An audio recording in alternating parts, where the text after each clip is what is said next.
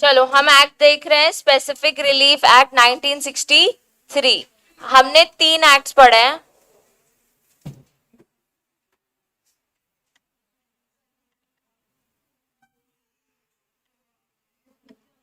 देखो, एक हमने टीपी एक्ट देखा था, ट्रांसफर ऑफ प्रॉपर्टी एक्ट। उसमें भी अगर आपकी प्रॉपर्टी है, आप किसी को ट्रांसफर कर रहे हो, इमूवेबल प्रॉपर्टी से रिगार्डिंग कोई भी कॉन्ट्रैक्ट कर रहे हो, तो उसके बाद उसमें कुछ ब्रीच होता है, आपकी प्रॉपर्टी कोई और लेने की कोशिश करता है, आपसे बिना पूछे ट्रांसफर कर देता है, हमने बहुत सारे ऐसे पॉइंट्स पढ़े हैं, तो उसमें आप सूट फाइल कर सकते हो। ठीक है, उसमें आप कॉम्पनसेशन ले सकते हो सामने वाले से। ठीक है, एक हमने पढ़ा इंडियन कॉन्ट्रैक्ट एक्ट, कि कोई भी आपका कॉन्ट्रैक्ट ब्रीच करेगा तो आप सूट फाइल कर सकते हो, सामने वाले से कॉम्पनसेशन ले सकते हो उस चीज का। ठीक है, कि आपने कॉन्ट्रैक्ट कंप्लीट नहीं किया, वॉइड वॉइडेबल, ये सब इंडियन कॉन्ट्रैक्ट में एक ऐसी एक्ट बनाया उन्होंने, specific relief act. Specific relief में क्या होता है, आप स्पेसिफिक परफॉर्मेंस करवा सकते हो सामने वाले से। फॉर एग्जाम्पल, अब देखो हर चीज कवर नहीं होती है स्पेसिफिक में। ठीक है, एग्जाम्पल मैं देती हूं। एक सिंगर है,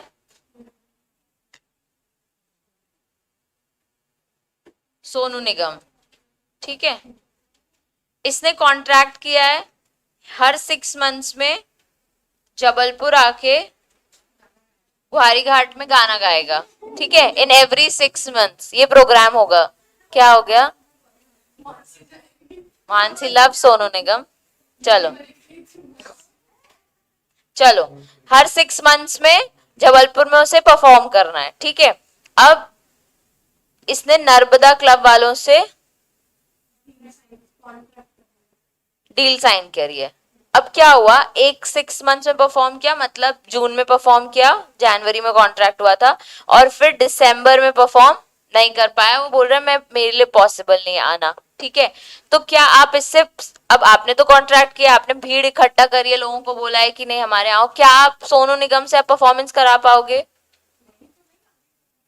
आगे? मतलब दिसंबर में जो आपके टिकट्स बुक हो गई हैं उसमें करवा पाओगे? क्योंकि वो डेट्रीमेंटल है उसके साइड से, अभी वो नहीं कर सकता perform, he is not able to act, he is not able to perform. ठीक है, ड्यू टू एनी रीजन उसने खुद ही ब्रीच कर लिया। इस केस में आप सोनू निगम को क्या बोलोगे, हमारे पैसे वापस दो, इतनी जो भीड़ इकट्ठा की उन सबकी टिकट्स हम वापस देंगे। ठीक है, तो अभी कुछ केसेस में हम स्पेसिफिक परफॉर्मेंस नहीं करा सकते। फॉर एग्जाम्पल, एक प्रॉपर्टी है, ठीक है, यहां मेरा घर है, ये ऊपर वाला पार्ट मैंने रेंट पे दिया है। ठीक है, कितने में दिया है रेंट पे? 6,000 पर मंथ। ठीक है, अब मुझे इसको मैंने 11 मंथ्स के लिए रखा है। ठीक है, मुझे क्या हुआ कि मुझे जैसे 11 मंथ्स खत्म होने वाले थे, मुझे एक और टेनेंट मिल गया जो बोल रहा है मैं 8,000 पर मंथ आपको दूंगा। ठीक है, अब मुझे ऑफकोर्स क्या बेनिफिशियल है, 8,000। ठीक है, तो मुझे इस पर्सन को, जो टेनेंट यहाँ रहते हैं, उनको बोलना पड़ेगा कि आप मेरी प्रॉपर्टी मुझे वापस दे दो, इसमें आपको मैंने पोजेशन दिया था 11 मंथ्स के लिए, लेकिन अब ये प्रॉपर्टी मेरी हो गई है और आप चले जाओ, मुझे किसी और को यहाँ पे टेनेंट पे रखना है। ये बोल देगा नहीं मैं नहीं जा रहा, मैं आपको 6,000 दूंगा, मेरे को और रहने का है, ऐसा वैसा।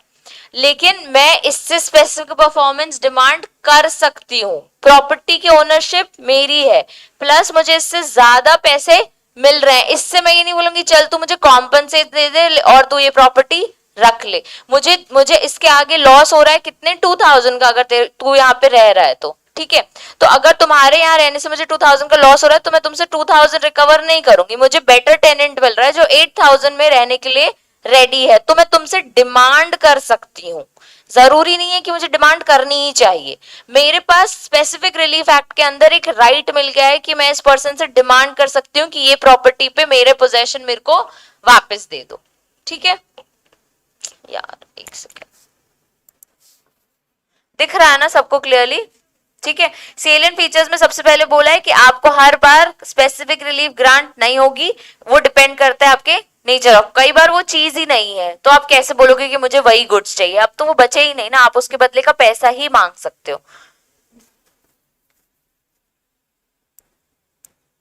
अब आता है specific relief is granted but damage is not an adequate relief. किसी पर्सन के इमोशनल डैमेजेस होते हैं, ठीक है, तो वो उसके बदले का जो भी आप पैसा दो, हमें उससे मतलब नहीं, वो हमारी जो हमारे इमोशनल अटैचमेंट है वो कभी रिकवर नहीं कर पाएगा। हमें वही चीज चाहिए, हमें वही परफॉर्मेंस चाहिए। अब जैसे सिंगर है, अब इससे आपके कोई इमोशनल कनेक्ट नहीं है, इससे आपके कोई इमोशनल कनेक्ट नहीं है, ठीक है, कॉम्पनसेशन दे दो, हमारा काम हो गया, हम भीड़ खाली करें यहाँ से, ठीक है। कई बार आपके इमोशनल कनेक्ट होते हैं जैसे डॉग से, तो उसके बदले का कॉम्पनसेशन कभी भी आपके इमोशनल कनेक्ट को कवर नहीं कर पाएगा। तो उसका एडिक्वेट रिलीफ आप कैसे ढूंढोगे कि इसका डॉग इसने रख लिया, अब इसका रिलीफ क्या है, 10,000, 10 लाख, 1 लाख, आप कैसे डिसाइड करोगे कि एक सर्टेन अमाउंट कैसा होता है। कोर्ट कई केसेस में डिसाइड कर सकता है पर कई केसेस में नहीं कर सकता, तो वो स्पेसिफिकली बोलता है कि नहीं, तुम इसको प्रॉपर्टी या इसका जो हिस्सा है या इसकी जो इमूवेबल प्रॉपर्टी है जिसका इसके पास पोजेशन था वो चीज उसको रिटर्न कर दो। Whether granting relief is a discretion of court, तो स्पेसिफिक रिलीफ देनी चाहिए कि नहीं, ये कोर्ट मैटर होता है, तो कोर्ट जो बोलेगा वो चीज फॉलो होगी। अब लॉ में डिफाइंड है रिकवरी ऑफ प्रॉपर्टी। पहला सेक्शन था हमारा, जो पॉइंटर्स थे उसी के बेस पे हम करेंगे, ठीक है। पहला था रिकवरी ऑफ प्रॉपर्टी। अब दो टाइप की प्रॉपर्टीज होती है, इमूवेबल और मूवेबल। इमूवेबल प्रॉपर्टी में आपको या तो टाइटल वापस चाहिए या फिर आपको पोजेशन वापस चाहिए। अब जब रेंट पे आप प्रॉपर्टी देते हो तो आप क्या बोलते हो, हमें पोजेशन वापस चाहिए, ठीक है। और कई बार किसी को लीज पे प्रॉपर्टी देते हो तो आप बोलते हो भाई हमारा टाइटल हमें वापस दे दो। देखो, a contract related to recovery of immovable property can be specifically performed on the basis of title or possession। आप सामने वाले से बोल सकते हो प्रॉपर्टी मेरी, इसका टाइटल मुझे वापस चाहिए, या इसका पोजेशन मेरे पास था ये मुझे वापस दे दो।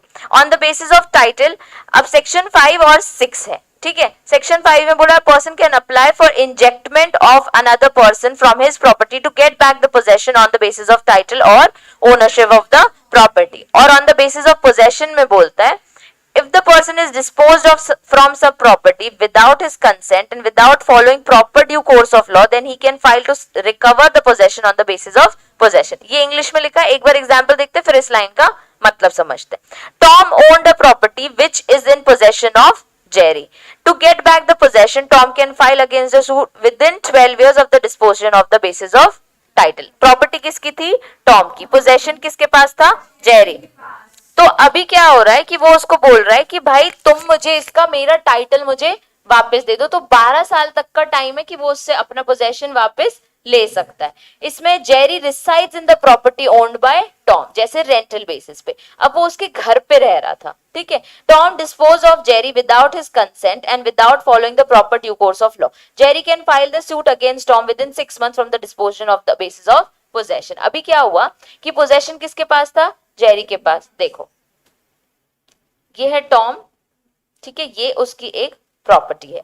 अब इसने बोला कि रेंट पे चाहिए क्या, उसने बोला, जेरी ने बोला यस चाहिए, ठीक है। अब रेंट अग्रीमेंट कितने मंथ्स का होता है, 11 मंथ्स का। 11 मंथ्स का इन्होंने अग्रीमेंट किया और ये प्रॉपर्टी रेंट को चली गई जेरी को, ठीक है। अब जब 11 मंथ्स का कॉन्ट्रैक्ट है, बिना नोटिस दिया आप इसको बोल रहे हो तुम धक्के मार के निकलो यहाँ से, ताला लगा दिया उसके घर में, अब वो अंदर भी नहीं जा सकता, उसका सामान भी अंदर है, तो वो बोलेगा ना कि मुझे एटलीस्ट 1 मंथ का पोजेशन तो दो उस प्रॉपर्टी में, ताकि मैं अपना घर खाली कर सकूं, नया घर ढूंढ सकूं। जब भी अग्रीमेंट करते हो उसमें लिखते हो आप कि 30 डेज का नोटिस दोगे विथ रीजन कि आपको क्यों हमें निकालना है या आपको भी छोड़ना है, तो इसको नया टेनेंट ढूंढना पड़ेगा, तो आप भी 30 डेज का नोटिस दो कि सर मेरा ट्रांसफर हो रहा है या मेरी जॉब कहीं और लग रही है या मेरे को घर वापस जाना है, इस वजह से आप कोई और टेनेंट दे दो। जनरली रेंट पे जो देते हैं ना ओनर्स, वो बोलते हैं टेनेंट भी तुम ढूंढ के आओ अगर तुम बीच में छोड़ के जा रहे हो तो, ठीक है, वो भी आपकी ड्यूटी होती है। तो ये सब अग्रीमेंट में मेंशन्ड होता है। तो अगर आप किसी को बिना उसकी कंसेंट लिए उससे पोजेशन ले लोगे तो वो आपसे कुछ टाइम के लिए पोजेशन तो मांगेगा ही, भले प्रॉपर्टी आपकी खुद की है, ठीक है। तो आपका जो अग्रीमेंट है उस बेस पे जेरी सूट फाइल कर सकता है टॉम को, ठीक है। तो हमने पहले देखा recovery of immovable property on the basis of title, on the basis of possession. अभी जब आपको टाइटल चाहिए तो लिखा है कि can apply for ejectment of another person from his property to get back the possession on the basis of title और ownership of the property. आपको प्रॉपर्टी क्यों चाहिए, क्योंकि ओनरशिप आपकी है, तो अब आपको वो टाइटल और ओनरशिप वापस चाहिए। इसमें लिखा है if the person is disposed of some property without his consent and without following proper due course of law, he can file to recover the possession on the basis of possession. दो basis है, title और ownership और एक possession, ठीक है। तो आप किसी पर्सन से अपनी ही प्रॉपर्टी का, आपकी प्रॉपर्टी में कोई और स्टे कर रहा है तो आप अपनी ही प्रॉपर्टी का टाइटल कभी भी मांग सकते हो, प्लस अगर आपने रेंट पे दिए तो वो रेंट पर्सन, टेनेंट पर्सन आपसे पोजेशन मांग सकता है अगर आप उसको धक्के मार के निकाल रहे हो। क्यों? क्योंकि आपका 11 महीने का अग्रीमेंट था। तो अब कोर्ट इस केस में उसको स्पेसिफिक परफॉर्मेंस देगी क्योंकि उसका सामान वही था, उसका 11 मंथ्स का अग्रीमेंट था, तो कोर्ट उसको क्या बोलेगी? उसको पोजेशन वापस दो। और इस टाइटल वाले केस में जब प्रॉपर्टी ओन्ड किसी की, उसके पास ओनरशिप पेपर्स हैं, तो कोर्ट क्या बोलेगा? वो ओनर है, टाइटल उसके पास जाएगा, ठीक है। अब आता है रिकवरी ऑफ मूवेबल प्रॉपर्टी। जैसे मूवेबल पड़ा वैसे एक मूवेबल है। If the person is entitled to possession of specific is disposed of such property he may file suit for getting back the possession. Same कि अगर किसी के पास एक प्रॉपर्टी का पोजेशन है और किसी और ने जबरदस्ती उस चीज का पोजेशन ले लिया है तो वो अपना पोजेशन वापस लेके रहेगा। Example, Chaman a warehouse keeper, ठीक है, is charge with the delivery of certain goods to Dayal. एक वेयरहाउस कीपर है, उसको बोला है कि दयाल को कुछ गुड्स आपको भेजने। The goods were taken out of Chaman possession by Raman. Chaman में स्यू रमन फॉर गुड्स। अभी क्या किया, जब वो भेज रहा था तो रमन ने उससे गुड्स छीन लिए, तो पोजेशन किसका होना चाहिए? अभी चमन का। उसको भेजने थे दयाल को, तो ये दयाल तो ऐसे ही नाम दे दिया क्योंकि उसकी ड्यूटी बताई है, ठीक है। अब मेन रमन ने बीच में उससे गुड्स ले लिए हैं, तो चमन अपने लिए उसके अगेंस्ट सूट फाइल करेगा कि मेरे गुड्स वापस दे दो, उसका पोजेशन मेरे पास था, ठीक है। ये इमूवेबल प्रॉपर्टी। ऐसी ज्वेलरी का एग्जांपल है, पहले हम देख लेते हैं। The property can be recovered as procedure of, जैसे सिविल प्रोसीजर में दिया है वैसे आप रिकवर करोगे, मतलब सिविल सूट फाइल करोगे, कोर्ट के डिक्रीशन पे आप रिकवरी ऑफ पोजेशन ले सकते हो। इसमें क्या होता है, इस एलिमेंट्स क्या है? एक तो प्रॉपर्टी जिसके बीच में डिस्ट्रीब्यूटेड आइडेंटिफाइड एंड सर्टेन, मतलब मूवेबल है तो कोई सर्टेन, एज सर्टेन प्रॉपर्टी होनी चाहिए।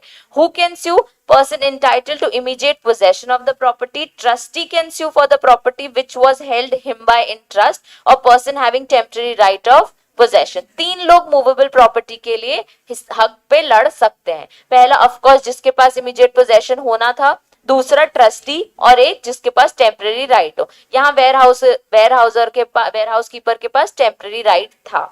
अभी देखो क्या हो रहा है, A pledges certain jewels to B to secure a loan. अब सिक्योरिटी के लिए उसने अपनी ज्वेलरी रख दी थी। B disposes of them before he is entitled to do so. B ने क्या किया? Disposes of them before he is entitled to do so. A without having paid or tendered the amount of loan, अभी उसने अपना loan वापस नहीं किया है। Sues B for possession of jewels. पहली बात तो आपने लोन नहीं किया, आप अपनी सिक्योरिटी कैसे वापस ले रहे हो? तो आप ऐसे रिकवरी नहीं कर सकते। आप लोन पे करो और फिर आप अपनी ज्वेलरी वापस ले लो। यहाँ पे हमने पहले देखा कि बी ने डिस्पोज ऑफ कर दी है, ठीक है, तो वो बोल रही है कि मेरी प्रॉपर्टी मुझे वापस दो। तो आप उसको नहीं बोल सकते, पहले आप लोन वापस दो और फिर बोलो कि मेरी प्रॉपर्टी मुझे वापस चाहिए। तो आपने अगर सिक्योरिटी में ज्वेलरी रखी है तो आप वापस मांग सकते हो, लेकिन तब जब आप लोन पे कर दोगे, ठीक है। A receives a letter addressed to him by B. B gets back the letter without A's consent.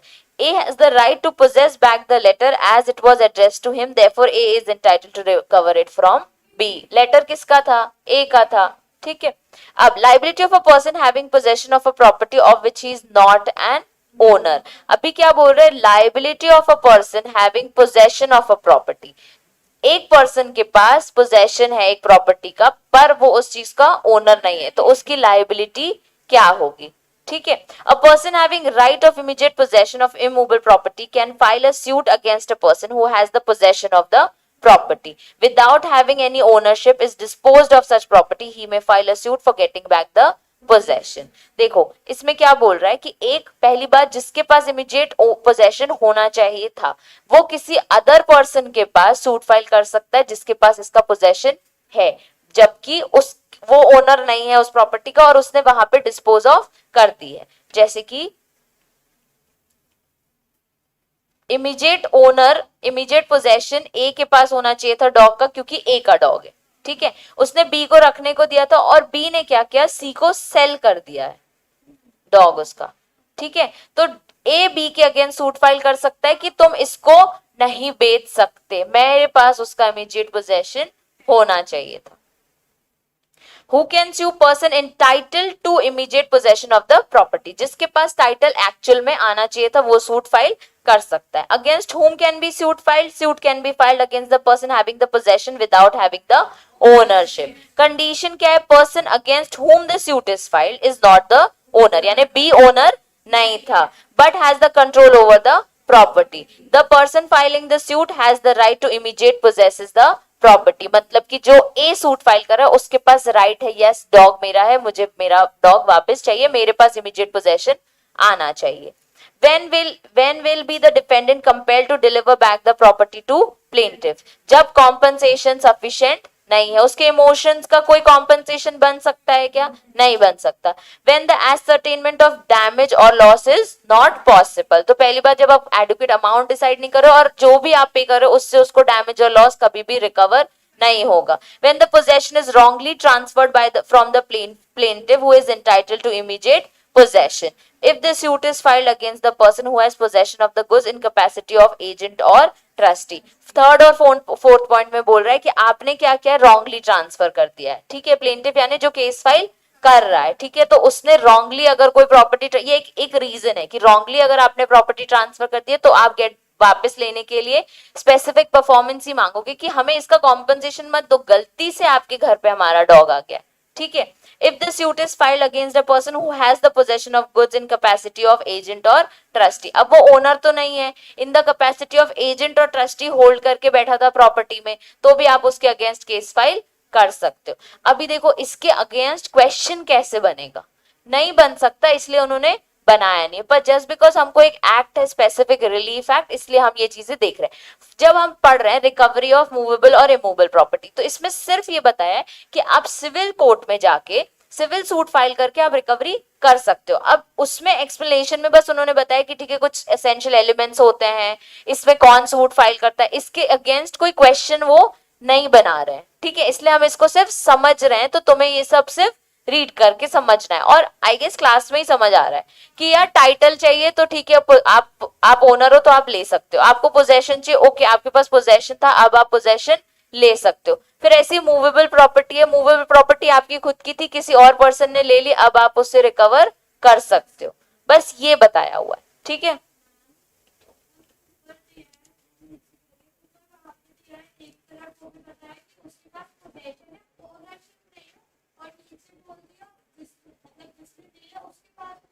नहीं देखो क्या हो रहा है, इसमें जो ओनरशिप वर्ड यूज कर रहे हैं ना वो सिर्फ बी के केस में कर रहे हैं कि इस पर्सन के पास ओनरशिप नहीं है. ठीक है, ए के केस में वो बोल रहे हैं कि इसके पास इमीडिएट पोजेशन का एंटाइटलमेंट है. बता रही हूं, एक मिनट. ए के केस में बोल रहे हैं कि इसके पास इमीडिएट पोजेशन का एंटाइटलमेंट है. एंटाइटलमेंट मतलब ये पर्सन टाइटल होल्ड करता है कि अभी इमीडिएट पोजेशन मेरे पास आना चाहिए, तो इसलिए ये केस फाइल कर सकता है. इस पर्सन ने जबरदस्ती प्रॉपर्टी ले ली है या फिर उसको दी हुई थी तो एक्स्ट्रा एक्सटेंड करने की कोशिश कर रहा है कि अब तो प्रॉपर्टी मेरी है, अब मैं तुम्हें वापस नहीं दूंगा. तो अब इमीडिएट एंटाइटलमेंट किसके पास है, ए के पास. तो ए के पास राइट है कि वो अपनी प्रॉपर्टी रिकवर कर सके. किससे रिकवर कर सके, बी के अगेंस्ट. इसलिए हम केस कर रहे हैं, क्यों, क्योंकि वो ओनर नहीं है, उसको कुछ टाइम के लिए इस प्रॉपर्टी में पोजेशन मिला था. ठीक है, ओनरशिप वर्ड ए के केस में तो आ ही नहीं रहा है, हमेशा वो वर्ड यूज कर रहे हैं इमीडिएट पोजेशन का एंटाइटलमेंट है. ठीक है, क्योंकि एक्चुअल ओनर यही था, पर वो कंफ्यूज ना होने के लिए उन्होंने लॉ में कहीं वर्ड नहीं लिखा है. ठीक है, और अभी क्या हो रहा है, जैसे हमने वेयरहाउस का केस पढ़ा, तो वो वेयरहाउस कीपर था, क्या वो ओनर है, नहीं है, पर उसके पास राइट है क्योंकि उसके ओनर ने उसको राइट दिया है कि तुम इस वेयर हाउस के कीपर हो, तुम्हें ध्यान रखना है यहाँ से जो भी प्रॉपर्टी बाहर जा रही है और जो भी प्रॉपर्टी अंदर आ रही है, तो जितना ट्रांसपोर्ट आ रहा है और जा रहा है, मतलब माल भर के आ रहा है और भर के जा रहा है, ख्याल कौन रखेगा, वो चमन. तो चमन यहाँ पे ओनर है क्या, नहीं है, पर उसके पास इमीडिएट पोजेशन का एंटाइटलमेंट है, उसके पास होना चाहिए क्योंकि ओनर ने उसको दिया है वो पोजेशन. ठीक है, चलो कॉन्ट्रैक्ट्स, ये इंपॉर्टेंट है. Contracts which may be specifically enforced, कब आप बोल सकते हो कोर्ट को कि मुझे स्पेसिफिकली कॉन्ट्रैक्ट एनफोर्समेंट चाहिए ही चाहिए। सेक्शन 10 में दिया है प्रोवाइड्स दैट अग्रीव पार्टी में डिमांड, मैं तुम लोगों की बुक में मार्क करा दूंगी ये वाला सेक्शन, और ये नोट्स तुमको मिल जाएंगे, तुम लोग मत परेशान, ठीक है। Section 10 provides that aggrieved parties may demand specific performance of contract in following cases. कब? जब आप एक्चुअल डैमेज डिसाइड नहीं कर सकते, there is no standard for ascertaining the actual damage caused by non performance of the act agreed to be done. जब आपकी दो parties का कॉन्ट्रैक्ट हुआ है, एक एग्जांपल ले लो, डॉक्टर है, डॉक्टर के पास गए आप चेकअप कराने, ठीक है, उसने बोला तुरंत सर्जरी होगी, सर कितने दिन में? इन 3 डेज। अगर आपने 3 दिन में सर्जरी नहीं कराई तो आपकी बॉडी में डैमेज हो सकता है, ठीक है, इंटरनल डैमेज। अभी क्या हुआ, 3 डेज में डॉक्टर अवेलेबल नहीं है, डॉक्टर के साथ कॉन्ट्रैक्ट हुआ था, ओके डॉक्टर हम सारे टेस्ट करा लेते हैं, 3 दिन में सर्जरी कराने आ जाएंगे, डॉक्टर भाग गया, ठीक है। अब तुम्हारे नॉन परफॉर्मेंस से उस पर्सन को क्या पैसे देके तुम खुश रख सकते हो? उसके इंटरनल डैमेज को तुम ठीक करने के लिए तुम्हारा होना बहुत जरूरी है। तुम बोल दो कि तुम्हारी बॉडी डैमेज है, लो मेरे से 50 लाख रुपए ले लो, वो क्या करेगा 50 लाख का? हो सकता है वो 5 डेज और जी सकता है, उसके अलावा वो कुछ नहीं, 5 दिन में 50 लाख का करेगा क्या? ठीक है, इस केस में आपको क्या चाहिए? स्पेसिफिक परफॉर्मेंस, ठीक है। 3 दिन में नहीं करे, 4 दिन में मैं जिंदा हूं, मेरे को डैमेज हुआ है नहीं हुआ, तुम आके मुझे ठीक करके जाओ, ठीक है। इस केस में तुम मुझे पैसे दोगे ना, क्योंकि तुमने कॉन्ट्रैक्ट का ब्रीच किया, जो एक्ट करना चाहिए था वो तुमने परफॉर्म नहीं किया है, तो उसका कॉम्पनसेशन हमें नहीं चाहिए, हमें स्पेसिफिक परफॉर्मेंस चाहिए। The compensation in money is not an adequate relief for non-performing of the contract. कितना भी पैसा दे दे डॉक्टर, 1 करोड़ भी दे दे, जिस पर्सन की जान जा रही है वो 1 करोड़ का क्या करेगा? वो बोलेगा पहले तुम मुझे ठीक करो, ठीक है। Presumptions, unless otherwise provided, the court shall presume the following. जब आप कोर्ट के पास जाते हो तो कुछ चीजें वो प्रिज्यूम करते हैं। Breach of transfer of immovable property, अब यहाँ पे इमूवेबल का केस दे दिया उन्होंने। It can not be adequately relieve by compensation in money, तो उसने प्रिज्यूम कर लिया कि यार किसी को इमूवेबल प्रॉपर्टी चाहिए, अब उसको तो प्रॉपर्टी चाहिए ना, उसको अपना घर चाहिए, उसके बदले आप पैसे दे दोगे तो क्या मतलब? अब किसी ने एक रेंट पे रहता है पर्सन, उसने फ्लैट का कॉन्ट्रैक्ट किया हुआ है एक बिल्डर के साथ कि इसमें जो 4th मंजिल पे फ्लैट है वो मेरा, ठीक है, 4th फ्लोर वाला पूरा फ्लैट उसने ले रखा है। अब वो क्या कर रहा है, 4th फ्लोर वाला फ्लैट उसने किसी और को दे दिया, ये ए है ये बी है, ठीक है, बी को ना देके उसने सी को दे दिया। तुम्हें क्या चाहिए? तुम रेंट पे रह रहे हो, तुम्हें अपना घर वापस चाहिए जिसका तुमने एडवांस भी दे रखा है, एडवांस से ज्यादा पैसा दे रखा है, जहां तुम जा जाके इंटीरियर चेक कर रहे हो क्या हो रहा है क्या नहीं हो रहा, और प्रॉपर्टी सी को बेच दी। तुम्हें स्पेसिफिकली क्या चाहिए? प्रॉपर्टी। तुम्हें वो बोल देगा 1 करोड़ ले लो, तुम बोलोगे मैं क्यों लूं, मैंने आपके यहाँ बुक किया है, मुझे यही एरिया में रहना है, मेरे यहाँ से शॉप पास है, मेरे घर वाले पास है, मुझे इसी एरिया में रहना है। उसकी टर्म्स एंड कंडीशन लग तो कोर्ट उसकी सुनेगा, ठीक है। अब breach of transfer of movable property, general rule, it can be relieved adequately by compensation in money, generally relieve हो जाता है, ठीक है। लेकिन डॉग वगैरह के केस में तो आपको डॉग वापस चाहिए होगा ना, तो आप बोलोगे स्पेसिफिकली परफॉर्म चाहिए। एक्सेप्शन रूल दिया, लेकिन breach of transfer of immovable property cannot be adequately relieved by paying compensation money in following 2 cases, ठीक है। पहला, where the property is not an ordinary article of commerce or of special value or interest to plaintiff, consist of goods which are not easily obtainable in market, तो आप इसका पैसा नहीं लोगे, आप बोलोगे मुझे वही चीज चाहिए, ठीक है। जैसे contract of sale of patent right, copyright, shares of the company, अब जो शेयर्स आपके नाम पे थे वो आप ले सकते हो क्या दोबारा? दोबारा कैसे? उसके बोलोगे ना मेरे ही शेयर्स मुझे वापस दो। पेटेंट आपने कराया हुआ है किसी चीज का, पेटेंट क्या होता है? इंटेलेक्चुअल प्रॉपर्टी राइट है आपका, ठीक है, आपने किसी चीज का पेटेंट कराया हुआ है कि ये मेथड मैंने बनाया है, पेटेंट आप मेथड्स में कराते हो, ठीक है, कि किसी चीज को तरीका, तो आपने वो तरीका आपने पेटेंट कराया है कि इस चीज को ऐसे बनता है, अब वो किसी ने आपसे ले लिया, तो आप वो मेथड कहाँ से लाओगे ना, आप दोबारा बना लोगे, लेकिन दोबारा पेटेंट करा पाओगे क्या?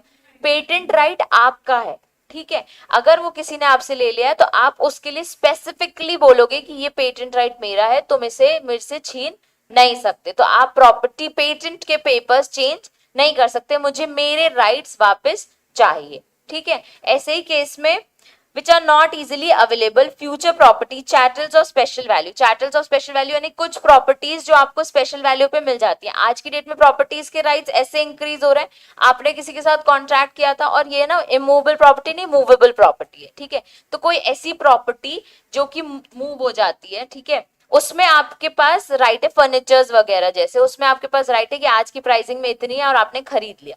अब आपसे कोई और वो चीज ले गया, ठीक है, आपकी प्रॉपर्टी थी आपने खरीदी पर वो किसी और कोई और बोल रहा है कि इसमें पोजेशन अब मेरा है. आप बोलोगे मुझे वो प्रॉपर्टी क्योंकि मुझे राइट रेट पे मिला था वो, ठीक है. आप बोलोगे मुझे इसका बदले का कॉम्पनसेशन नहीं चाहिए, मुझे वही प्रॉपर्टी चाहिए.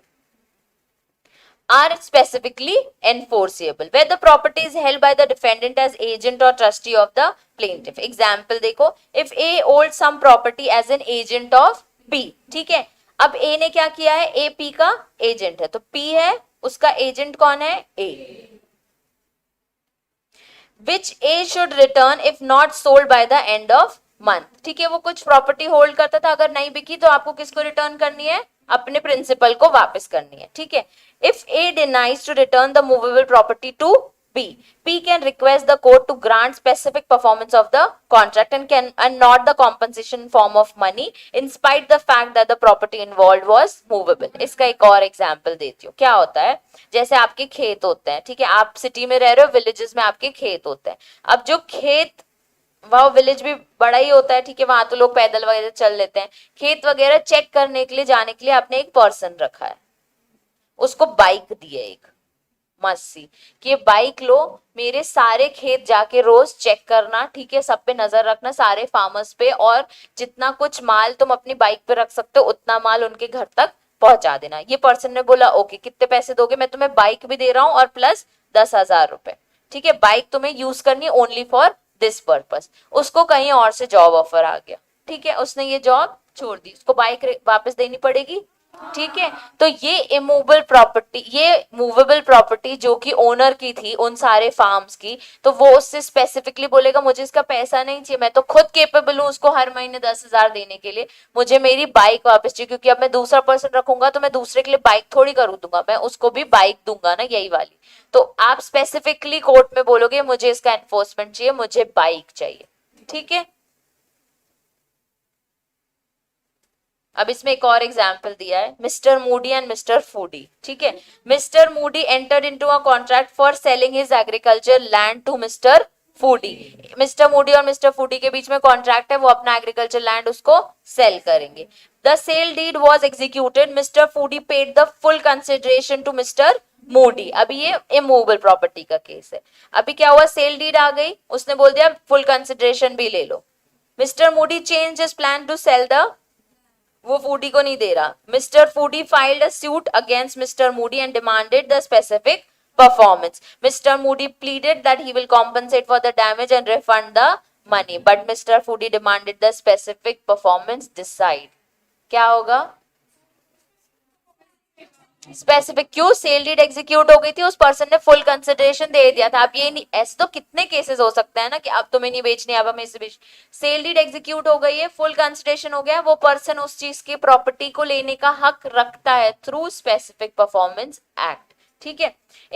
इसमें क्या हुआ, an agreement for sale of agriculture land was wilfully avoided by respondent vendor after the execution of sale deed and receiving full sale consideration. Rajasthan High Court held that compensation by way of damages would not be substituted to the execution of sale deed. आप यहाँ पे substitute नहीं कर सकते इस चीज को कि ये बोल के कि compensation लो और refund ले लो.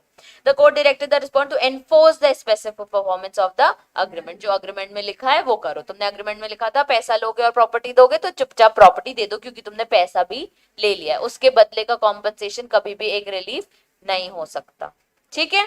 ये समझ आ गया. ये सेक्शन क्या था, कॉन्ट्रैक्ट्स विच में बी स्पेसिफिकली एनफोर्स्ड. तो इसमें है प्रिजम्पशंस हैं दो, ठीक है, मूवेबल और इमूवेबल के. अब specific performance connected with trust enforceable. यहाँ पे भी आप बोल सकते हो कि यार हमें स्पेसिफिक परफॉर्मेंस ही चाहिए. कोर्ट में grant specific performance of contract whether wholly or partly which are entered in a case of trust. But if the trustee enters into a contract in excess of his powers, then the contract cannot be specifically enforced. एक property है, इसका owner कोई और होता है, ठीक है, वो एक पर्सन को रखता है ट्रस्टी के नाम से, ठीक है, और बोलता है इस प्रॉपर्टी को संभालो फॉर बेनिफिशियल ओनर्स। तो इसके बेनिफिशियरीज कोई और होते हैं, जैसे मंदिर वगैरह होते हैं, ठीक है, आप लोग जाते हो दर्शन करने तो आप बेनिफिशियल ओनर्स हो। एक पर्सन जो उस मंदिर का ध्यान रख रहा है वो होता है ट्रस्टी, और ओनर कई बार गवर्नमेंट होता है या लैंड का कोई ओनर होता है, तो वो एक ट्रस्टी बना देता है। ट्रस्टी के पास लिमिटेड पावर्स होती हैं, ठीक है, वो इसके बियॉन्ड जाके करेगा तो नहीं बोल सकते कि आप स्पेसिफिक परफॉर्मेंस करो। अगर वो अपने दायरे में रह के कुछ काम कर रहा है, कुछ कॉन्ट्रैक्ट कर रहा है, तो वो स्पेसिफिक परफॉर्मेंस डिमांड कर सकता है। इसलिए हमें ट्रस्ट अलग से एक्सप्लेन किया गया है। नहीं आया ये वाला? ट्रस्टी कौन होते हैं? ट्रस्ट डीड बनती है तो ट्रस्टी एक पर्सन होता है जो एक प्रॉपर्टी का पूरा ख्याल रखता है फॉर बेनिफिशियरीज। तो ट्रस्टी के पास कुछ राइट्स होते हैं, कुछ ड्यूटीज होती हैं। अगर वो अपनी ड्यूटीज के आगे जाके काम करेगा, भाई तुम्हारी ड्यूटी थी इस प्रॉपर्टी को ध्यान रखना, इसको जाके सेल नहीं करना, तुमने अपनी पावर का मिसयूज किया और इस प्रॉपर्टी के आगे सेल का कॉन्ट्रैक्ट कर लिया, तब आप स्पेसिफिक परफॉर्मेंस नहीं मांग सकते, यार मेरी प्रॉपर्टी वापस दे दो। ठीक है, आपने गलत किया, आप अपने बियॉन्ड द पावर्स जाके काम नहीं कर सकते। आप इसी के दायरे में रह के कोई कॉन्ट्रैक्ट करोगे, जैसे इसको लेके आपको कोई कॉन्ट्रैक्ट करना है, इधर पेंट कर दो, इधर पे ये थोड़ा कंस्ट्रक्शन कर दो, मेरे को अलाउड है ये बोलना, तो आप स्पेसिफिक परफॉर्मेंस के लिए कॉन्ट्रैक्ट फाइल कर सकते हो। जैसे मिस्टर बीन एक ट्रस्टी ऑफ लैंड है, ठीक है, who has the power to lease it for 7 years। आपको क्या पावर मिली है कि आप इसको आगे लीज पे दे सकते हो, कितने साल के लिए? सिर्फ 7 साल के लिए। He enters into contract with mister Bean to grant lease for land for 7 years with the covenant to renew the lease at the expiry of the term. उसने क्या बोल दिया? 7 साल के लिए ले लो, उसके बाद अपन रिन्यू भी कर सकते। This contract can not B specifically enforced as Mr. Bean has entered into a contract which is beyond the power vested in him. He should have not agreed to the covenant to renew the lease after the expiry of 7 years as he has the power to lease the land only for 7 years. इसमें उसने क्या किया? Mister mean के साथ contract किया, 7 साल के लिए मेरी प्रॉपर्टी आप लीज पे ले सकते हो और अपन इसको रिन्यू कर लेंगे। उसके पास पावर थी सिर्फ 7 साल के लिए ही आप लीज पे दे सकते हो। तो आपने अपनी पावर के बियॉन्ड जाके कोई काम किया तो आप स्पेसिफिक परफॉर्मेंस नहीं मांग सकते। ठीक है, specific performance on the part of contract. ठीक है, अभी क्या हो रहा है? पार्ट आपका कॉन्ट्रैक्ट पार्टली परफॉर्म्ड है और पार्टली परफॉर्म नहीं है। कई बार छोटा सा परफॉर्मेंस रह जाता है, यार छोटा सा ही है, थोड़ा स्मॉल पोर्शन ही है, तो आप बोल सकते हो कि या तो उसको कंप्लीट कर लो या चलो ठीक है मैं मान लेता हूँ, उसको जाने दो और बाकी का पैसा मुझे दे दो। कई बार होल ऑफ पार्ट आपका बचा है और आप उसके बदले या तो पूरा कॉम्पनसेशन ले लो या होल ऑफ पार्ट करवा लो। तो कई बार क्या होता है, कोर्ट डिसाइड करता है कि चलो ठीक है तुमसे इतना पार्ट नहीं हुआ ना, जैसे आपने किसी से कॉन्ट्रैक्ट किया है, अपन हमेशा देखते हैं ना कि शर्ट्स वाला, ठीक है, आपने कॉन्ट्रैक्ट किया है कि मेरे को 10,000 शर्ट्स चाहिए, ठीक है, एक शर्ट फैक्ट्री है, उसने 900 बना के दिए हैं, ठीक है, 9,000 आपको बना के दिए, 9,000 शर्ट्स आपको बना के दी, ठीक है। अब 9,000 शर्ट्स के लिए आप बोल सकते हो अभी 1,000 बाकी है, आप बोलोगे 1,000 बना के दो कोर्ट में, ठीक है, स्पेसिफिक परफॉर्मेंस चाहिए, 1,000 और चाहिए थी, कॉन्ट्रैक्ट 10,000 शर्ट्स का था, आपने कोर्ट में बकायदा प्रूफ कर सकते हो कि इतना इतना कॉन्ट्रैक्ट था, इतना पार्ट बाकी है, स्मॉल पोर्शन बाकी है। तो कोर्ट के सामने जब दूसरा रिस्पोंडेंट पर्सन बोलेगा कि सर मेरी फैक्ट्री खराब हो गई है, मैं कहां से 1,000 बना के दूं, आप इनको समझाइए कि मेरे से उस चीज का पैसा ले ले, किसी भी फैक्ट्री में काम करा ले, या सर मैं कॉन्ट्रैक्ट दिला देता हूँ लेकिन मैं उसका कॉम्पनसेशन पे करने रेडी हूं। तो कोर्ट उसको मनाएगा कि तुम वो 9,000 रखो और बाकी के 1,000 के लिए उससे पैसा ले लो। हो सकता है वो 1,000 बना पाया और बाकी के 9,000 नहीं बना पाया हो, तब भी कोर्ट उसको बोल सकता है कि बाकी पार्ट का कॉम्पनसेशन कहीं और से बनवा लो, क्योंकि वो चीज पॉसिबल नहीं होगी। कई बार उसको बोलेगा नहीं तुम झक मराओ, 9,000 उसको बना के दो। ठीक है, general rule, the court do not grant specific performance only a part of contract. Generally वो नहीं बोलते हैं, ठीक है, लेकिन इस चीज के एक्सेप्शंस हैं।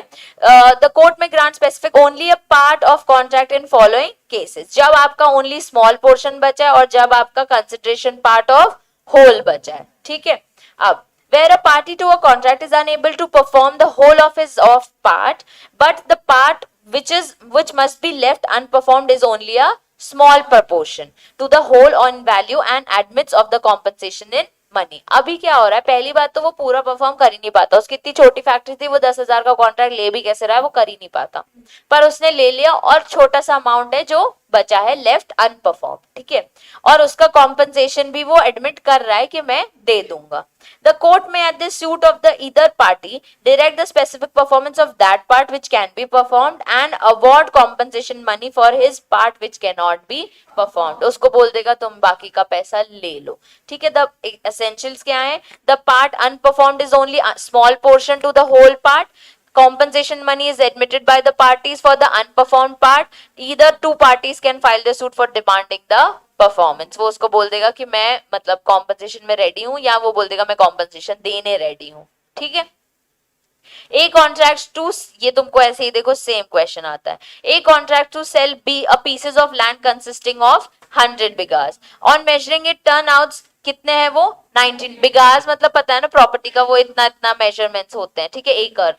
अब क्या होता है, which belong to A and the remaining bighas to stranger, तो 98 उसके थे 100 में से, बाकी के दो किसी और के थे, और उसने कॉन्ट्रैक्ट कितने का किया था 100 का। द कोर्ट में grant specific performance of 98 बिगास and damage in form of 2 बिगास, जो हमने ऑफिस वाला केस देखा था कि आप बाकी का पार्ट का पैसा ले लो और बाकी का ऑफिस ले लो, इसमें भी बोलता है 98 ले लो, तुम चुपचाप उसको 98 बिगास दे दो और 2 का कॉम्पनसेशन तुम ले लो, ठीक है। If the part unperformed is considerable part of the whole, where a party to contract is unable to perform the whole of his part, but the part which must be left unperformed is considerable part of the whole in value। अब जो बचा है ना उससे complete तो वो हो ही नहीं रहा है, ठीक है, आपका जो पार्ट बचा है परफॉर्मेंस के लिए वो पूरा कंप्लीट नहीं हो पाएगा, मतलब ऐसा नहीं है कि मैं स्मॉल पोर्शन का कॉम्पनसेशन ले लूं और मैं अपने आप को बेनिफिट कर दूं उससे। देन द फॉलोइंग प्रोविजन में apply, he if he admits the compensation for the unperform part, मतलब पूरे छोड़ो तो मेरा पैसा वापस दो, खत्म करो, ठीक है।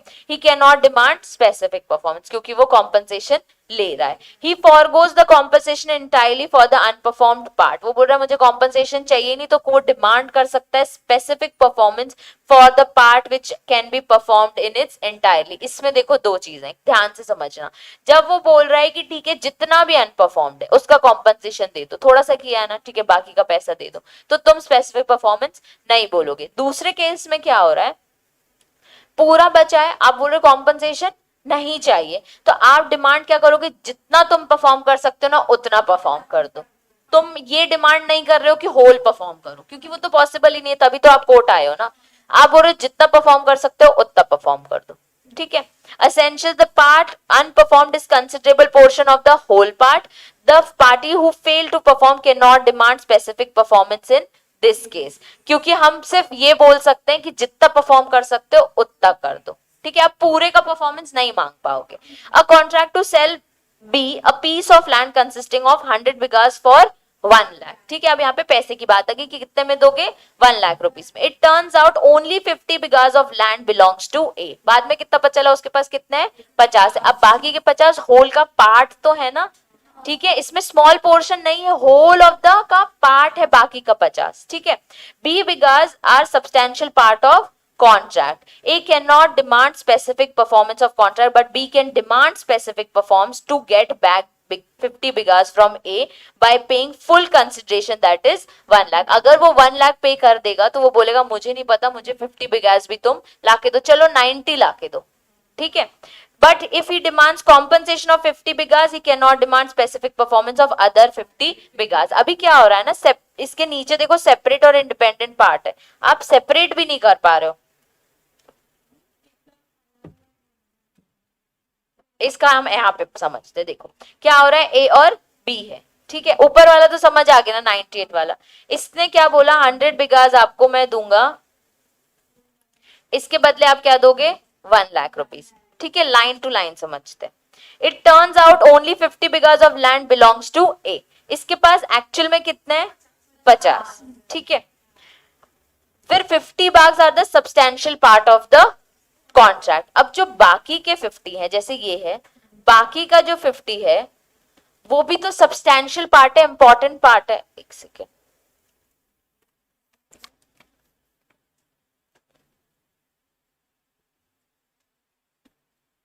ठीक है। अभी क्या हो रहा है, A cannot demand specific performance of the contract, but B can demand specific performance. A नहीं बोल सकता मुझे 1 लाख दो, क्योंकि तुम 50 ही ओन कर रहे हो, ठीक है। तुम ये नहीं बोल सकते अच्छा 50,000 दे दो, ठीक है। आप सामने वाले को नहीं बोलोगे पैसे दो, आप 50 ओन कर रहे हो और आप पूरा पैसा डिमांड नहीं कर सकते, ठीक है। लेकिन बी डिमांड आपसे कर सकता है, वो क्या बोलेगा, बाकी का 50 दो, नहीं तो मुझे कॉम्पनसेशन दो, ठीक है। तो अगर वो कॉम्पनसेशन लेता है तो वो 50 बिगास के लिए डिमांड नहीं कर सकता, अगर वो नहीं लेता है कॉम्पनसेशन तो वो डिमांड कर सकता है।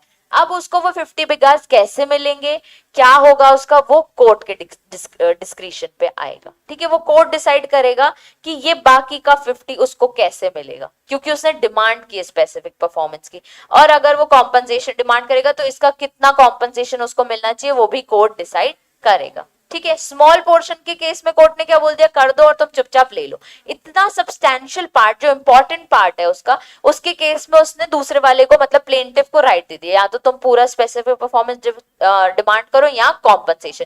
बाकी केसेस में तुम्हें कॉम्पनसेशन प्लस स्पेसिफिक परफॉर्मेंस दिला रहा हूं, इस केस में तुम एक चीज चूज कर लो, ठीक है। हाँ, ये आप नहीं बोल सकते, ठीक है।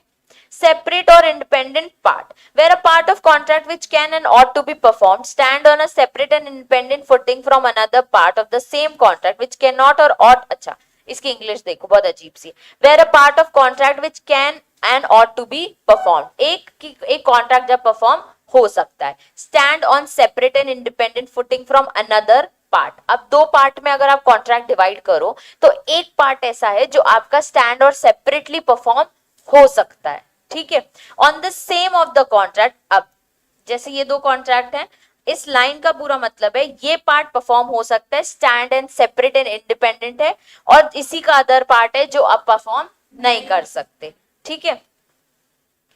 Of the same contract which can not or ought not to be specifically perform, मतलब एक पार्ट आप परफॉर्म कर सकते हो सेपरेटली और एक बिल्कुल नहीं परफॉर्म कर पा रहे हो। द कोर्ट में direct specific performance the part which can be perform. Court क्या बोलेगा, ये परफॉर्म हो रहा है ना, इतना कर दो, ये नहीं हो रहा है, ठीक है, सेपरेट करके जो हो रहा है उसका परफॉर्मेंस दे दो। जैसे कि Alok contract to sell a piece of land to Vimal consisting of 100 bighas for rupees 10 lakhs. In turn, it turns out only 50 bighas of land belongs to Alu, who can demand specific performance of the contract and who cannot. If there is demand of specific performance from rightful party, what will be the consideration? जो अभी हमने ऊपर पढ़ा ना, जैसे उसी case में समझो, अगर ये मान लेता है आलोक कि चल ठीक है 50 दे दे, बाकी का 50 डिवाइड हो सकता है, उसको अपन वहां पे बिल्डिंग बना सकते हैं, उसमें कोई एंटर नहीं होगा ना, नहीं होगा, ठीक है, 50 दे दो, बाकी का मैं कॉम्पनसेशन डिमांड तुमसे कर रहा हूं, ठीक है। अगर पार्ट हो सकता है तो हमने जो ऊपर एग्जांपल देखा वो सब्सटैंशियल पार्ट था, वो उसका इंपॉर्टेंट पार्ट था, उसको आप सेपरेट नहीं कर पा रहे हो, इसलिए आप डिसाइड करो या तो कॉम्पनसेशन लो या फिर स्पेसिफिक परफॉर्म। जब स्टैंड सेपरेट इंडिपेंडेंट पार्ट है तब आप बोल सकते हो अच्छा जितना पार्ट हो रहा है उसका पैसा ले लो और परफॉर्मेंस कर लो, मतलब यहाँ पे वो 50,000 या 50 लाख जितना भी उसका आधा है उतने में वो काम कर सकता है। इसमें 10 लाख दिया यानी 5 लाख रुपीज वो लेके और 50 बगाज लेके चुपचाप रह सकता है, ठीक है।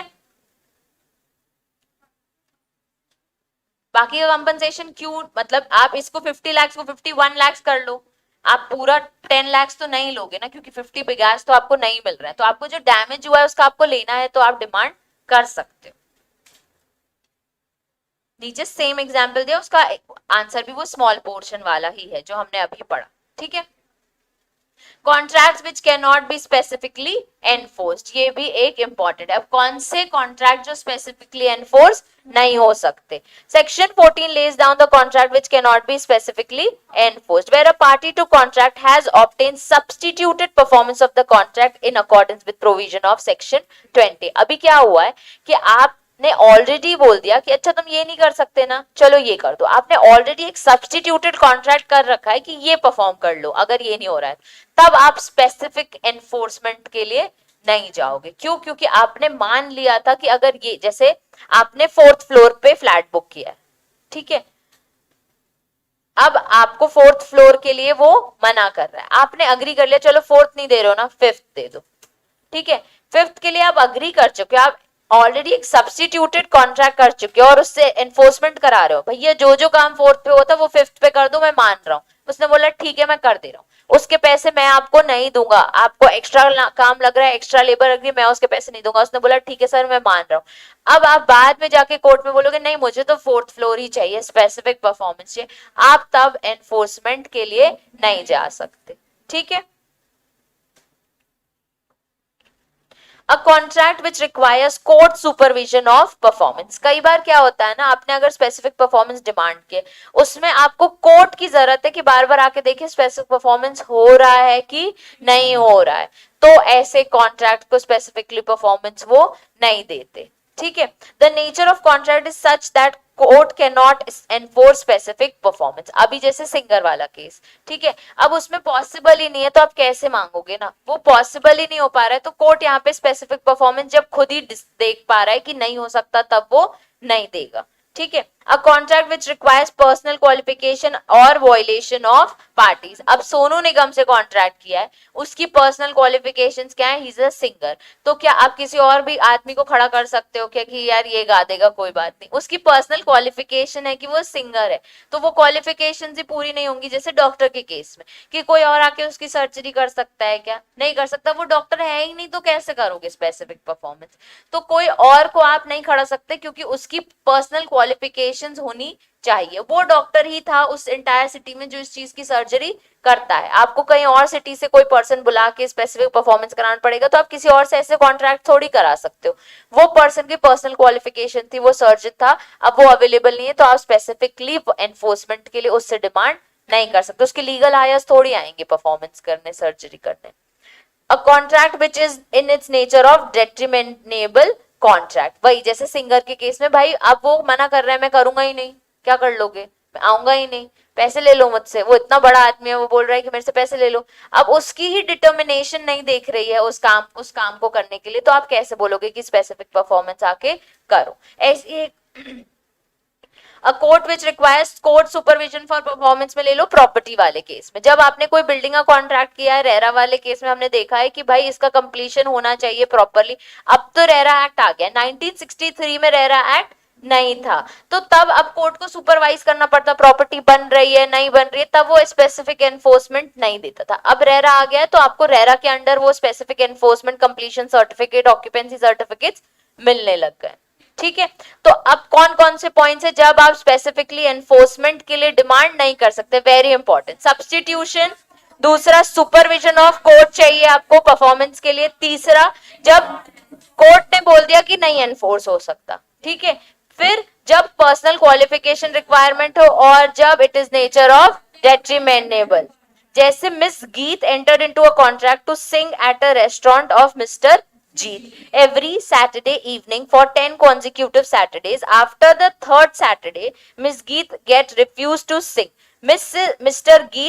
Jeet wants specifically performs कि भाई मेरे यहाँ सैटरडे इवनिंग में ही आके गाएगी, मेरे को मतलब नहीं है। He cannot demand specific performance as the contract requires personal qualifications or violation of the parties. ठीक है, अब कौन आएगा ना, किसी को उसको नहीं बोल सकता, उसकी पर्सनल क्वालिफिकेशन है सिंगर की।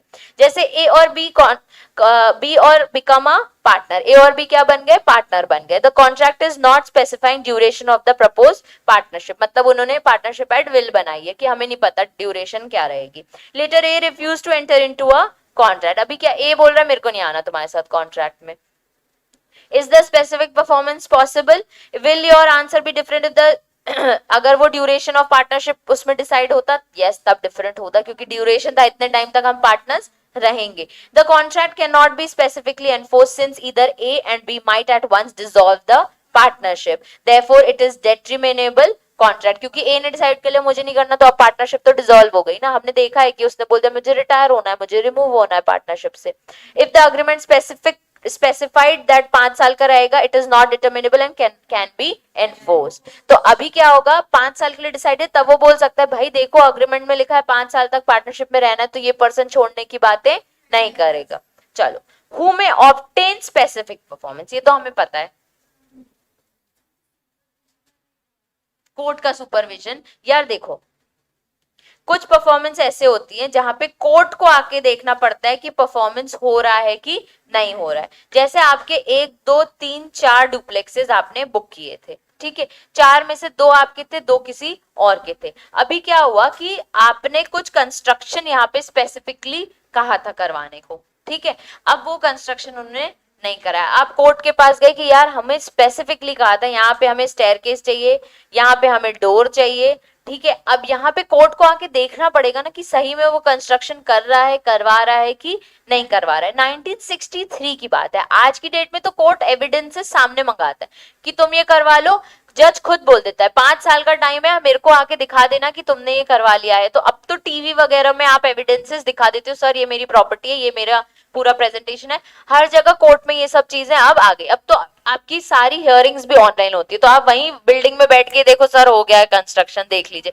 तब उस टाइम ऐसा नहीं होता था। बहुत सारी चीजें जब कोर्ट को सुपरवाइज करनी पड़ती थी कि ये चीज हुई है कि नहीं हुई है, तो उस केस में कोर्ट आपको बहुत बार स्पेसिफिकली परफॉर्मेंस नहीं देता है, क्योंकि देखो जुरिसडिक्शन कवर होता है। आप किसी और सिटी से आए हो, अब कोर्ट कहाँ जाएगा देखने। आज की डेट में उसके कोर्ट के पास बहुत सारी पावर्स आ गई कि उसके पास पुलिस ऑफिसर्स आ गए। हमने हर जगह पढ़ा है, कोई भी एजुकेटिंग अथॉरिटी पढ़ी हमने उसको officers, employees plus other person दिए हैं। ये सब नए एक्ट्स में हुआ है। पुराने एक्ट्स में इतनी सारी पावर्स, इतने सारे लोग उनके अंडर में नहीं थे, इसलिए बोलते हैं जहां कोर्ट को सुपरवाइज करना पड़ जाए ना, वो हम परफॉर्मेंस आपको नहीं दे रहे हैं, ठीक है।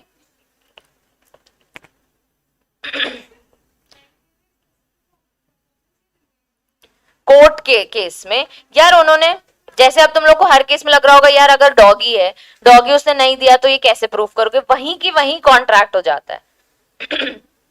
कोर्ट का ऑर्डर ही तब आता है जब एक्चुअल में स्पेसिफिक परफॉर्मेंस एनफोर्स हो जाता है, ठीक है। अब आपने वहीं के वहीं बोल दिया कि ठीक है डॉग ले लो, आपने अग्री कर लिया। कुछ केसेस में कोर्ट को जाके सुपरवाइज करना पड़ रहा है कि यार ये परफॉर्मेंस हुई है कि नहीं हुई है। तो अब जब वो सुपरवाइज नहीं कर पाएगा तो वो कैसे ये ऑर्डर दे देगा कि ये एनफोर्स करो, क्योंकि मैं देख नहीं पाऊंगा आके कि आपने वो कॉन्ट्रैक्ट किया है कि नहीं किया है, कंप्लीट किया है कि नहीं किया है specific performance. Who may obtain specific performance? Parties to contract, ठीक है। रिप्रेजेंटेटिव इन इंटरेस्ट भी बोल सकते हैं कि जैसे वेयर हाउस कीपर, ठीक है। पर्सनल बेनिफिशियरी एंटाइटल्ड, जिसको बेनिफिट मिलता था, जो बेनिफिशियरी है वो भी बोल सकता है कि यार स्पेसिफिक परफॉर्मेंस कराओ, मुझे इससे बेनिफिट्स हो रहे थे।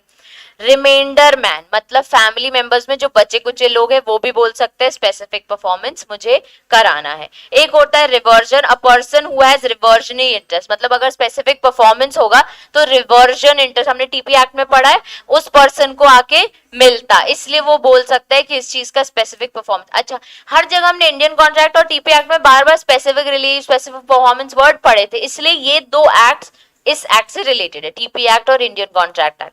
फिर है resultant of company in case of amalgamation. अभी क्या हो रहा है, जैसे अमलगमेशन हो जाता है ए और बी का, बिल के ए बी कंपनी बनते हैं ना वो लोग, तो अब न्यू कंपनी है तो न्यू कंपनी भी स्पेसिफिक परफॉर्मेंस के लिए बोल सकती है। तो ये नहीं बोल सकते आप पहले तो तुम ए थी ना भाई, अब मैं न्यू कंपनी हूं, मेरे पास भी राइट है, क्योंकि मैं अमलगमेट हो गई हूं इसलिए मैं उस राइट को यहाँ पे एनफोर्स कर सकती हूँ। फिर resultant limited LLP in case of amalgamation. अब अमलगमेशन होने के बाद क्या बन रहा है, एक एलएलपी बन रही है। वो ये नहीं बोल सकते पहले तो तुम कंपनी थी अब मेरे पास मत आओ भाई, अब हम एलएलपी बन गए, हम भी आके केस फाइल कर सकते हैं, आपसे स्पेसिफिक परफॉर्मेंस डिमांड कर सकते हैं। खुद company after its incorporation may obtain specific relief of contract which entered by promoters before its incorporation।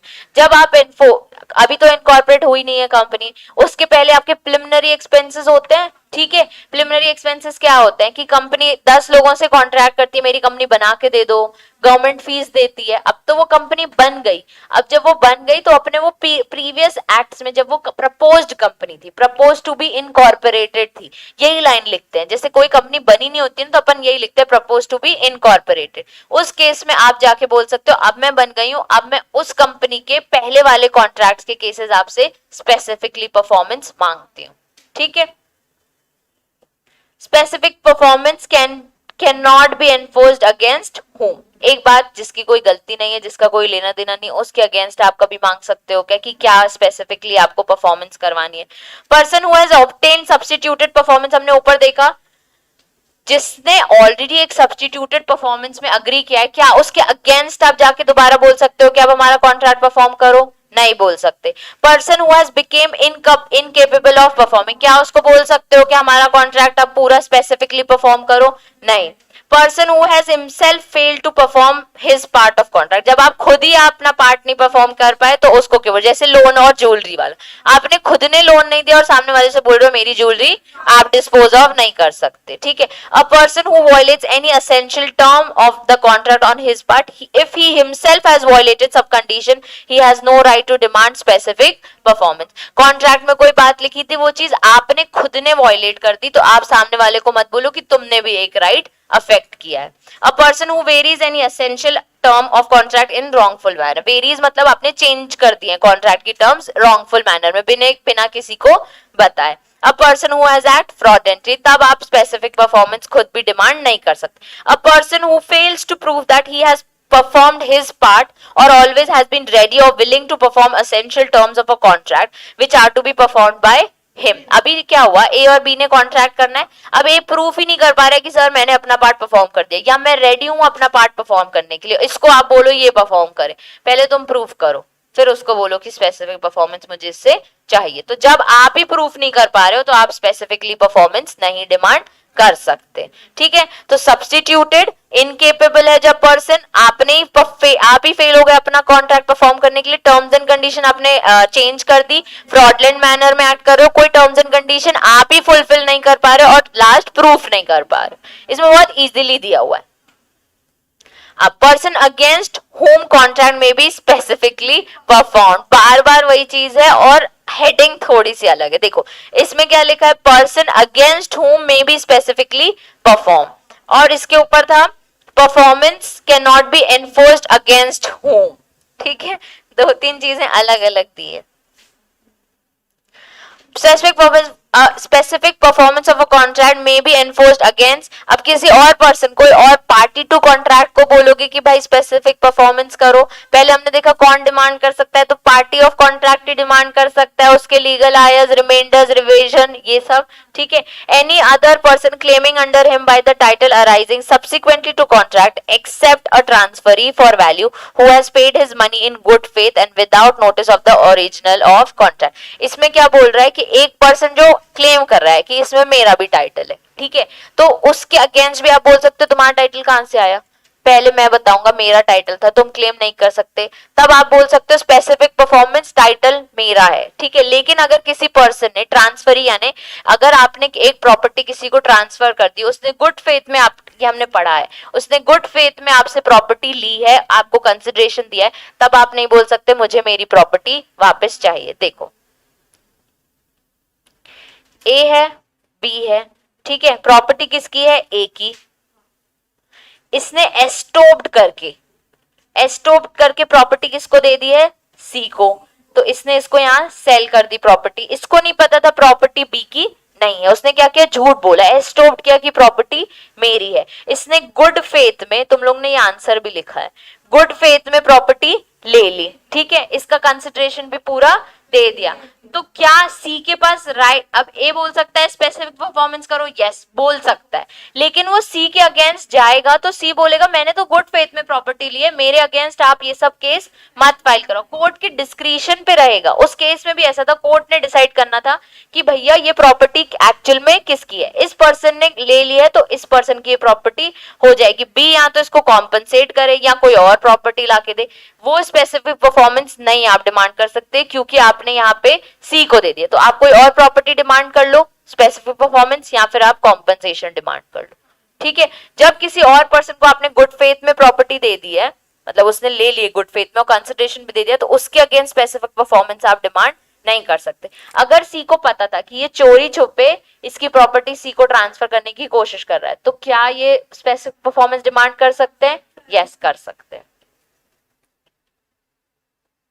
A person claiming under a title which, though a prior to contract known to the plaintiff, might have been displaced by the defendant। अभी क्या बोल रहा है, जो person claim कर रहा है कि मेरा टाइटल है, though the prior to contract known to the plaintiff might have been displaced by the defendant, plaintiff को पता था कि यार मेरी प्रॉपर्टी कहीं ना कहीं डिस्प्लेस होगी आगे जाके, ठीक है। वो टाइटल मांगने की कोशिश कर रहा है प्लेंटिव, ठीक है। प्लेंटिव को पहले से पता है कि might have been displace by the defendant, हो सकता है इसने डिस्प्लेस किया है, तब आप डिफेंडेंट के अगेंस्ट बोलोगे टाइटल मेरा है, तुम डिस्प्लेस करो, मैंने तुमसे कॉन्ट्रैक्ट किया था कि तुम प्रॉपर्टी रख सकते हो, तुम ही रखना, किसी और को अभी टाइटल मत देना। तो उसको डाउट हो रहा है पहले से कि ये डिस्प्लेस करेगा, तो आप उसके अगेंस्ट स्पेसिफिक परफॉर्मेंस मांग सकते हो। रिजल्टेंट कंपनी हमने ऊपर भी देखा, ठीक है। अब रिजल्टेंट कंपनी बन के ए बी लिमिटेड बनी है तो उसके अगेंस्ट आप मांग सकते हो स्पेसिफिक परफॉर्मेंस। ये नहीं बोल सकते वो लोग पहले हम ए कंपनी थे अब हम ए बी लिमिटेड है तो हम आपके अगेंस्ट काम नहीं करेंगे, आपको करना पड़ेगा। अब आप अमलगमेटेड प्रॉपर्टी हो, अमलगमेटेड कंपनी हो, आपको मेरा स्पेसिफिक परफॉर्मेंस कंप्लीट करना पड़ेगा। ऐसे ही रिजल्टेंट एलएलपी, वो ये नहीं बोल सकते पहले हम कंपनी थे अब हम एलएलपी बन गए तो भी आपको हमारा पार्ट परफॉर्म करना पड़ेगा। जब भी अमलगमेशन होता है तो आपको एफिडेविट देने होते हैं कि हमारे किसी से कोई कॉन्ट्रैक्ट नहीं पेंडिंग है, हमारे कोई सूट पेंडिंग नहीं है, ताकि ये स्पेसिफिक परफॉर्मेंस के केसेस में आप अपने आप को प्रूफ कर सको। फिर ऐसी कंपनी के केस में कंपनी आफ्टर इट्स इनकॉर्पोरेशन अपने पहले वाले एक्ट्स के लिए लायबल हो सकती है, ठीक है, कि तुम पहले प्रपोज टू कंपनी थे, तुमने जो एक्ट्स किए अब तुम्हें स्पेसिफिकली परफॉर्म करना पड़ेगा, ठीक है। Substituted performance of a contract, declaratory decree. Substituted आप एक बार रीड कर लेना, अभी पढ़ा है कि उसका दूसरा पार्ट आप कोई भी मांग सकते हो। डिक्लेरेटरी डिक्री क्या होता है, तुम लोग ने वो मूवी देखी है एमबीबीएस पार्ट 2, तुम लोग कितने बोरिंग हो यार। हाँ, गुड मॉर्निंग मुंबई करती है ऐसी विद्या बालन, नहीं देखी? उसमें है ना, हाँ गांधी जी वाली, उसमें है ना बहुत सा, देखी है ना, गुड इंटरेस्टिंग लोगो। अभी क्या हुआ, अभी क्या हुआ उस केस में, एक उसमें बहुत सारे बुढ़े लोग रहते हैं, ठीक है, उनकी वो प्रॉपर्टी होती है और वो जो मतलब मूवी का क्रक्स ऐसा होता है कि वो प्रॉपर्टी कहीं ना उसको उन लोग ने ऐसे घर जैसे रहते हैं, उनके बहुत इमोशंस रहते हैं उस प्रॉपर्टी से, और गवर्नमेंट वो प्रॉपर्टी डिमांड करती है उनसे, ठीक है। तो अभी वो डिमांड आप नहीं करते, उनको घर से बाहर निकाल देते हैं, वो रोड पे बैठते हैं, ठीक है, तब विद्या बालन और संजय दत्त सब करते हैं उनके हेल्प वगैरह। तो उसमें वो लोग डिक्लेयर करवाना चाहते हैं कि ये प्रॉपर्टी कोर्ट से पहले ही, कि आप डिक्लेरेटरी डिक्री दे दो कि ये प्रॉपर्टी किसकी है, हमारी है। तो उस चीज के लिए वो केस फाइल कर सकते हैं, सूट फाइल कर सकते हैं कि आप पहले ही डिक्लेयर कर दो कि ये प्रॉपर्टी किसकी है, हमारी है। तो डिक्लेरेटरी डिक्री यानी जब आप कोर्ट से डिक्लेयर करवा दो, ऑर्डर ले लो कि ये प्रॉपर्टी पे किसका हक है, ठीक है। तो ये एक बार ये रीड कर लेना, ठीक है, ये पेपर में नहीं पूछा है उन्होंने, ठीक है। प्रिवेंटिव इंजंक्शन और परमानेंट इंजंक्शन, इसमें टेम्पररी मतलब प्रिवेंटिव रिलीफ और इंजंक्शन मतलब दो टाइप के इंजंक्शन होते हैं, एक टेम्पररी और एक परमानेंट, ठीक है। मैं तुमको बता रही हूँ, टेम्पररी यानी क्या होता है, थोड़े टाइम के लिए, परपेचुअल यानी हमेशा के लिए बोल दो ये काम नहीं करने। अब जब कोई रॉन्गफुल एक्ट हो रहे होते तभी आप प्रिवेंटिव इंजंक्शन लगाओगे, वैसे तो आप नहीं लगाओगे, ठीक है। इसमें कैसा दिया है, इंजंक्शन मतलब क्या होता है, commission of wrongful act which is threatened, continuation of wrongful act which has already begin, यानी कोई आप ऐसे एक्ट करने वाले हो इसलिए आपने टेम्पररी इंजंक्शन लगा दिया, या फिर आपके एक्ट्स कंटिन्यू होते जा रहे हैं आपके साथ गलत, इसलिए आपने इंजंक्शन मांगा है कि यार सर प्लीज इसको हमेशा के लिए रुकवा लो, हमारे साथ कंटिन्यू थ्रेटनिंग चालू है, ठीक है। अब तुम्हारी बुक में देखो परमानेंट थोड़ा अच्छे, परपेचुअल थोड़ा अच्छे से दिया है तुम्हारी बुक में कि तुम्हारी क्या ड्यूटी है, ठीक है। Perpetual injunction can be made only after fully trial और hearing it made upon merits of the case, जब पूरा ट्रायल हो जाता है, जब पता चल जाता है कि हाँ थ्रेटनिंग हो रही है, आपके साथ रॉन्गफुल एक्ट हो रहा है, तब आप परपेचुअल इंजेक्शन दे सकते हो, ऐसा कोर्ट को बोला है, ठीक है। तो जब मेरिट्स ऑफ द केस में मतलब आपको पता चल गया, एविडेंस आ गया कि हाँ इसके साथ गलत हो रहा है, तब आपने परपेचुअल इंजेक्शन देना है। पर कोई चीज रुकी नहीं रही है तब तक के लिए आप उसको टेम्पररी दे दो कि तुम रुक जाओ, अभी हम डिसाइड करेंगे कि तुम्हें रोकना है कि तुम्हें ये कंटिन्यू करने देना है। Example, A is a doctor who is treating B, A demands money for which B declines to pay. अभी क्या हुआ, उसने ट्रीट किया उसको, उसके बदले का वो क्या मांग रहा है, पैसा मांग रहा है। A then threatens the B to make his communication with B regarding his disease public. This is against A's duty and ethics and B may sue for injunction to restrain him from doing so. अभी वो क्या बोल रहा है कि मैं ना दुनिया में बताऊंगा तुमको क्या डिजीज है, तो मेरे पैसे नहीं दे रहे, तो वो उसको रुकवा सकता है कि रुको मतलब आप मुझसे पैसे लेने की डिमांड आप कर सकते हो, पर आप रुको, मेरी डिजीज को इतने पब्लिकली आप ओपन मत करो, ठीक है। अभी तुम्हारी बुक में जो परपेचुअल इंजेक्शन दिया हम वो कल कंप्लीटली पढ़ेंगे, उसमें है कि कब आप ग्रांट कर सकते हो परपेचुअल इंजेक्शन, वो हमारे लिए इंपॉर्टेंट है, फिर हमारा एक्ट खत्म हो जाएगा, ठीक है। उसके बाद दिया हुआ है कि कब आप इंजंक्शन नहीं मांग सकते, मतलब एक्सेप्शंस भी हैं उसमें।